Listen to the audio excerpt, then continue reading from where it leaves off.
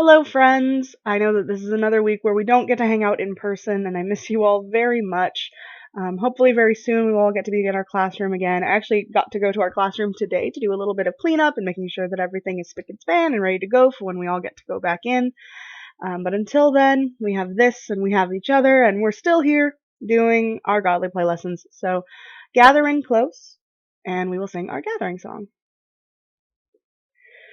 Be still and know that I am God. Be still and know that I am God. Be still and know that I am God. In the beginning, the baby was born. His mother and father named him Saul, after the first king of Israel. His home was in a city called Tarsus, near the sea. As the boy grew, he helped his father in his shop. Saul's father made tents. Even though Saul's family lived far from Rome and were Jewish, they were made Roman citizens like many others in the city. Perhaps this has something to do with making tents for the Roman army.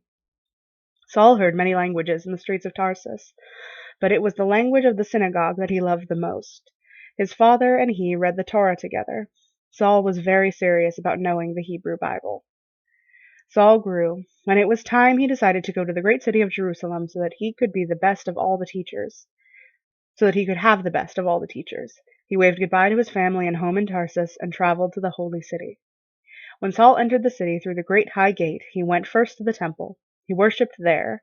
That is probably also where he studied and worked. His teacher was Gamaliel, or another rabbi in Gamaliel's family. Saul wanted to be one of the Pharisees, who worked hard to keep all of the laws in the Torah. Saul did work hard to keep the laws. He had no time or patience for people who did not. One day he heard about the followers of the Way. They thought that the Messiah had come. It was Jesus of Nazareth. When Saul heard that, he became angry.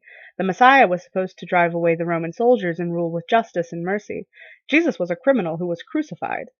Besides, in the law it says that God curses any criminal who is hanged upon a tree.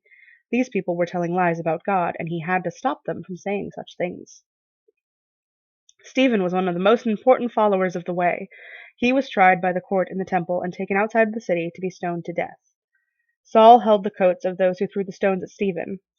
Then Saul was given a letter by the high priest to go to Damascus and to catch more followers of the Way and bring them back to Jerusalem for punishment. Saul traveled to Damascus. On that afternoon he climbed up the road towards the city, and suddenly there was a great light. It was so bright that he fell to the ground and he could see nothing. In the darkness a voice came to him. Saul, Saul, why are you trying to hurt me? Why are you prosecuting me?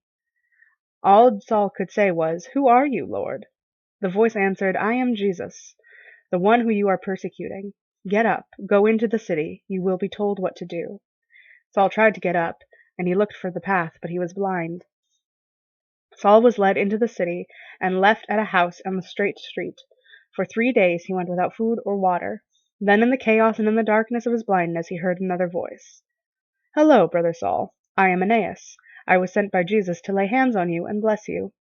When Aeneas's hands touched Saul, something like the scales from a fish fell from his eyes and he could see. Then Aeneas baptized him. Saul was changed forever. He could feel the power of the Holy Spirit growing inside him. Then Aeneas and Saul ate together. Slowly Saul regained his strength. When he was better, he went to the synagogue to tell fellow Jews the good news about what had happened to him. When they heard what Saul had said, they tried to kill him. And they even put guards at the city gate to catch him if he tried to get away. The followers of the Way hid Saul in the city, and they couldn't find him. One night, when it was dark, Saul and a small group of the followers of the Way climbed quietly up to the top of the city wall. They carried a large basket and a lot of rope. They tied the rope to the basket, and Saul climbed inside. They lowered him down the wall, and he disappeared into the dark. Saul went into the desert of Arabia. He was confused and needed to understand what God wanted him to do. He had come to Damascus to catch followers of the Way, but now he was one of them. What did this mean? And Saul prayed. He watched the empty desert and listened to the silence. He came so close to God, and God came so close to him that he knew what God wanted him to do. He was to travel to the ends of the earth and tell people what had happened to him, for he had changed. His work was to try to show how his hate had turned into love and to begin churches where people could show how this was done. He was also to write letters to help new churches do this.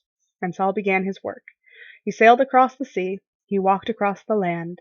He went back to Jerusalem to meet with Peter, James, and the others there, now called Christians.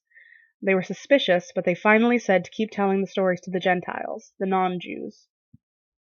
Saul even changed his name. He was traveling so much in the Roman Empire they began to use his Roman name, Paul. Paul's work was to start churches, but he also wrote letters to young churches to help them with their problems. He wrote to the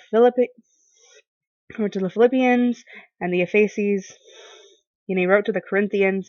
He even wrote to the Romans and told them that he wanted to visit them and then go to Spain. Paul turned towards Jerusalem for the last time. As soon as he came into the city, he went to the temple. He wanted to make a sacrifice. He was still a Nazirite, keeping strict Jewish law as well as being a Christian. People shouted that he didn't belong there. Some began to push him. The Roman soldiers came running. They pushed the people back with their shields, short swords, and spears. They saved Paul's life and marched him to the fortress of Antonia. The Roman soldiers decided to beat him to find out why the Jews wanted to kill him, but that was when Paul told them that he was a Roman citizen, and he had to be taken to the Roman courts. He was taken to Caesarea. It's a lot of names in here. Caesarea on the coast. After about 2 years, he was put on a ship that was sailing to Rome to be judged in the courts there. Paul sailed to Rome. His ship sank, but he was saved and went on anyway. Paul was kept prisoner in his own house. A soldier guarded him, but he could go visit his friends while he was waiting for the Roman court to decide what he had done wrong. Some say that Paul went on to Spain and then came back to Rome. Some say he was executed after the great fire which burned Rome. I like to think Paul is still traveling to the ends of the earth. Here we'll ask our wondering question, so after I ask a question, you can pause the video and discuss. I wonder which part of the story you liked best. I wonder which part is the most important. I wonder which part of the story is about you. I wonder if any part of the story we can leave out and still have the whole story that we need. I miss you very much, my friends, and hopefully we'll be able to see each other very soon and hang out and be in our classroom. But until then, stay safe, stay healthy, wash your hands, and I'll see you soon. Bye.